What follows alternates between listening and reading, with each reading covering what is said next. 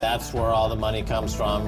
The Pentagon has a budget that's half of every tax dollar collected. A lot goes to the companies on Wall Street and on the West Coast in San Francisco and the social media companies. So unless you're spying on people like they do at Facebook, you're going to be trapped in an area where there's no mobility whatsoever. So America's lost its social mobility.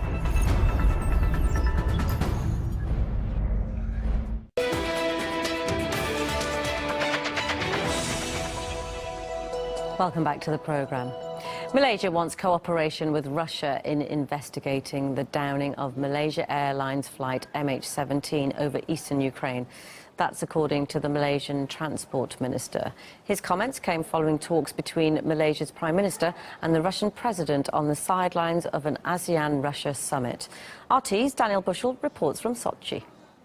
Prime Minister Najib Razak here discussed with Vladimir Putin ways to find out what took place and notably who was actually responsible for the crash. Malaysia lost 43 of its citizens when MH17 went down in eastern Ukraine on 17th July 2014, killing all 298 on board. A technical investigation concluded last October by the Dutch Safety Board established that the plane was shot down by a Russian-made surface-to-air missile, but it didn't assign any blame. A criminal investigation with the aim of naming the perpetrators is still ongoing, led by the Joint Investigation Team. It consists of 5 nations, so Australia, Belgium, Malaysia, the Netherlands and Ukraine. Russia has complained, however, that its data is not fully taken into account in the probe. Let's have a listen.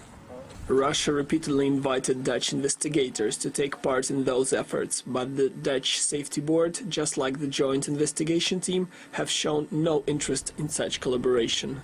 Now, for its part, Malaysia had been excluded from the criminal probe for many months following the tragedy, despite the fact that MH17 was a Malaysian jet flown by Malaysian pilots. It repeatedly asked to be included directly in the investigation, but only became a full member in December 2014. Now, according to President Putin's press secretary, Dmitry Peskov, speaking here in Sochi, Russia and Malaysia stressed the need and their readiness to conclude an objective and full investigation.